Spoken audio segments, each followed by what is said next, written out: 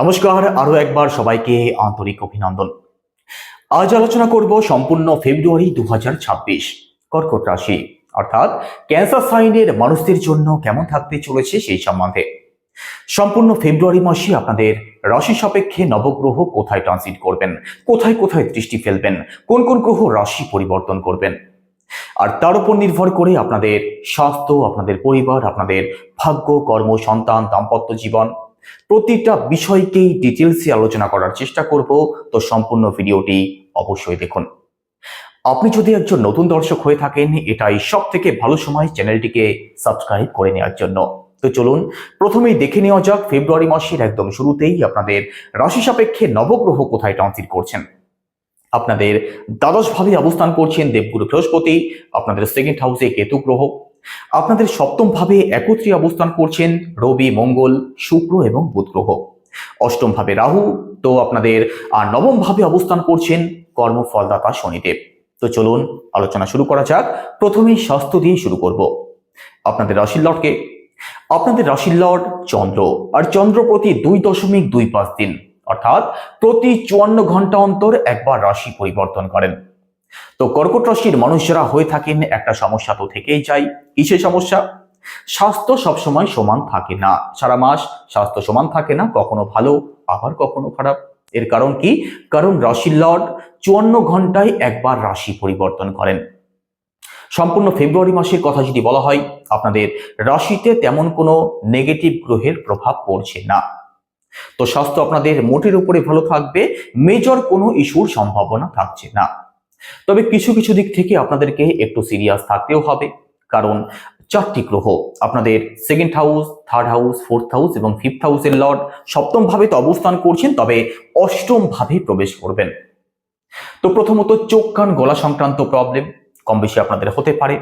শ্লেষ্মা সংক্রান্ত কিছু প্রবলেম, বুকের দিক থেকে কিছু প্রবলেম, অথবা পেটের দিক থেকে ভোগান্তির কিন্তু পূর্ণ সম্ভাবনা থাকছে। তবে পেটের দিক থেকে ভোগান্তির সম্ভাবনা থাকবে 23 তারিখের পরবর্তী সময়টাতে। তার আগে পেট আপনাদের ভালোই থাকবে। শুধু এই সংক্রান্ত দিকগুলো থেকে একটু সিরিয়াস থাকার চেষ্টা করবেন, বাদবাকি মেজর কোনো ইস্যুর সম্ভাবনা থাকবে না। পরিবারের কথা যদি বলা হয়, সেক্ষেত্রে সেকেন্ড হাউস থেকে আমাদের পরিবারকে বিচার করা হয়, আপনাদের সেকেন্ড হাউসের লর্ডকে। আপনাদের সেকেন্ড হাউসের লর্ড রবি, আর এখানে রবি কোথায় অবস্থান করছেন? সপ্তম ভাবে তো অবস্থান করছেন, তবে পরিবর্তন করবেন 13 ফেব্রুয়ারি। 13 ফেব্রুয়ারির পরবর্তী সময় রবি রাশি পরিবর্তন করে আপনাদের অষ্টম ভাবে প্রবেশ করবেন। আর রাশিচক্রের অষ্টম ভাব কোনোভাবেই শুভ হয় না। অষ্টম ভাব থেকে আমাদের জীবনের যত বাধা বিপত্তি আসে, তো অষ্টম ভাবে রবির অবস্থান ভালো থাকবে না। অষ্টম ভাবে রাহু অবস্থান করছেন। তো 13 তারিখের পর থেকে পরবর্তী এক মাস, এই সময়টাতে পারিবারিক দিক থেকে অবশ্যই সিরিয়াস থাকার চেষ্টা করবেন। তবে 13 তারিখের আগে পর্যন্ত পারিবারিক দিকটা আপনাদের ভালোই থাকবে। রবি রাহু যেহেতু একত্রে অবস্থান করবেন, পরিবারে আপনার সম্মান হানি হতে পারে। অর্থাৎ আপনি আপনার পরিবারের দিক থেকে 13 তারিখের পরের কথা বলছি, আপনার পরিবারের দিক থেকে আপনি সঠিক সম্মান না পেতে পারেন।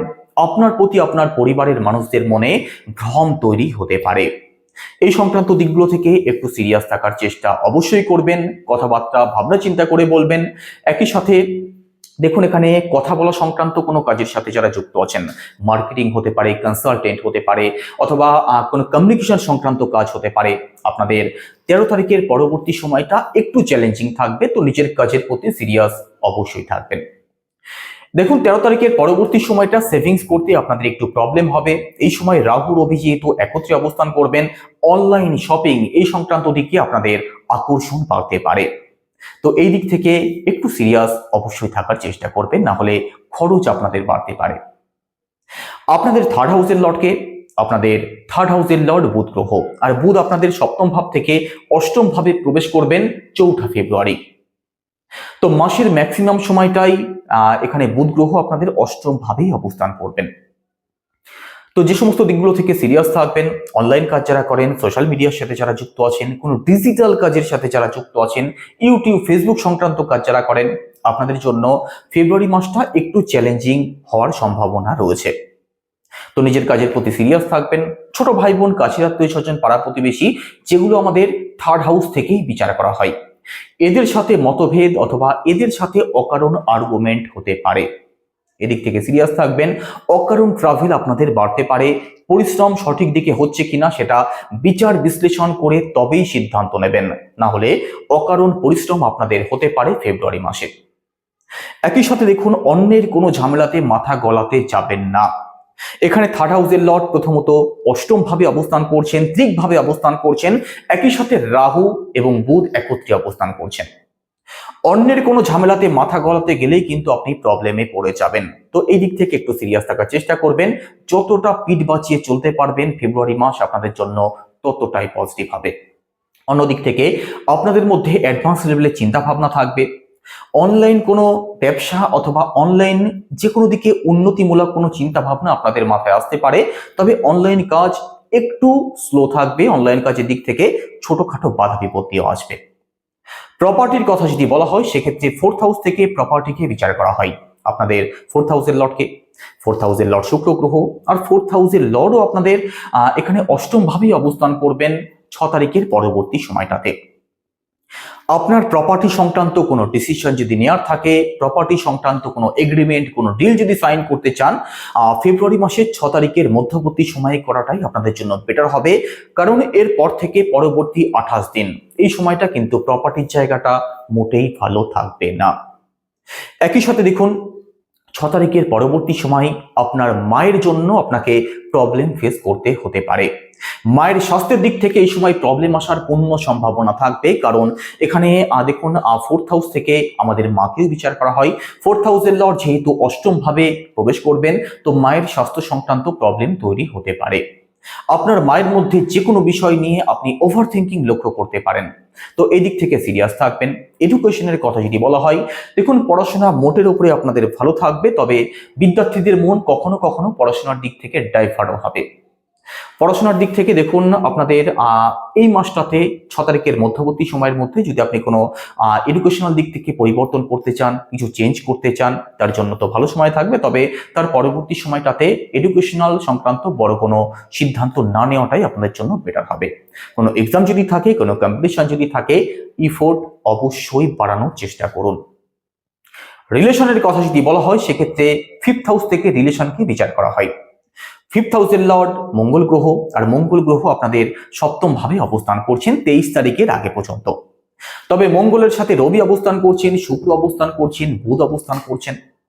আপনার যিনি পার্টনার আছেন, আপনার যিনি ভালোবাসার মানুষটি আছেন, তার মধ্যে এক এক সময়ে আপনি এক এক রকম মানসিকতা লক্ষ্য করতে পারেন। কখনো তার মধ্যে আপনি ডমিনেটিং নেচার লক্ষ্য করতে পারবেন, কারণ মঙ্গল রবি একত্রে অবস্থান করছেন। কখনো তার মধ্যে অত্যাধিক রোমান্টিক নেচার আপনি লক্ষ্য করতে পারবেন, কারণ মঙ্গল এবং শুক্র গ্রহ একত্রে অবস্থান করছেন। কখনো বা তার মধ্যে আপনি একটু ছেলে মানুষীয় লক্ষ্য করতে পারবেন, কারণ কি, কারণ শুক্রের সাথে বুধ অবস্থান করছেন। তো একটাই কথা বলবো, আপনার পার্টনার যিনি আছেন তার মুড বুঝে চলার চেষ্টা করুন, তাহলেই দেখবেন রিলেশন আপনাদের ভালো থাকবে, কোনো দুশ্চিন্তার কোনো কারণ থাকবে না। তবে 23 তারিখের পরবর্তী সময়ে অকারণ আর্গুমেন্ট থেকে বাঁচার চেষ্টা করবেন। একই সাথে দেখুন, এখানে ফিফথ হাউস থেকে সন্তানকেও বিচার করা হয়। তো সন্তান পক্ষ মোটের উপরে আপনাদের ভালো থাকবে। ফ্যামিলি প্ল্যানিং যারা করবেন ভাবছেন, 23 তারিখের মধ্যবর্তী সময়ে করুন, এই সময়টাই আপনাদের জন্য বেশি পজিটিভ থাকবে। এবার দাম্পত্য জীবন, সপ্তম ভাব থেকে দাম্পত্য জীবনকে বিচার করা হয়। আপনাদের সপ্তম ভাবের লর্ডকে, আপনাদের সপ্তম ভাবের লর্ড কর্মফলদাতা শনিদেব কোথায় অবস্থান করছেন? আপনাদের ভাগ্যস্থানে অবস্থান করছেন। তো এখানে দাম্পত্য জীবনের দিক থেকে ভাগ্যের সাপোর্ট আপনি অবশ্যই পাবেন। দাম্পত্য জীবন আপনাদের ভালো থাকবে, কারণ আপনাদের রাশিতে শনির 7.5 চলছে না, শনির ঢাইয়াও চলছে না। তো আপনাদের এখানে দাম্পত্য জীবন ভালো থাকবে। দুজনে মিলে যদি কোথাও দূরে কোথাও ঘুরতে যেতে চান, কারণ এখানে সপ্তম ভাবের লর্ড যেহেতু নবম ভাবে অবস্থান করছে না, নবম ভাব থেকে লং ট্রাভেলকে বিচার করা হয়। তো আপনি দূরে কোথাও অবশ্যই ঘুরতে যেতে পারেন। আপনার যিনি পার্টনার আছেন তিনি কর্মজীবন হোক কিংবা অন্য যে কোনো দিক থেকে ভাগ্যের সাপোর্ট অবশ্যই পাবেন। আপনার ভাগ্যের কথা যদি বলা হয় সেক্ষেত্রে নবম ভাব থেকে ভাগ্যকে বিচার করা হয়। নবম ভাবের লর্ডকে, নবম ভাবের লর্ড দেবগুরু বৃহস্পতি কোথায় অবস্থান করছেন? আপনাদের দ্বাদশ ভাবে অবস্থান করছেন। দেবগুরু বৃহস্পতি ব্যয় ভাবে অবস্থান করছেন। তো আপনাদের ক্ষেত্রে যে কোনো ডিসিশন, বড় কোনো এগ্রিমেন্ট, বড় কোনো ডিল অথবা বড় কোনো ইনভেস্টমেন্ট যদি করতে চান, অবশ্যই মাথা ঠান্ডা রেখে ভাবনা চিন্তা করে তবেই করার চেষ্টা করবেন। কারণ ভাগ্যস্থানের লর্ড কিন্তু ব্যয়ভাবে অবস্থান করছেন। ভুল কোনো দিকে যদি ইনভেস্ট করে ফেলেন সেক্ষেত্রে কিন্তু আপনি প্রবলেমে পড়ে যেতে পারেন।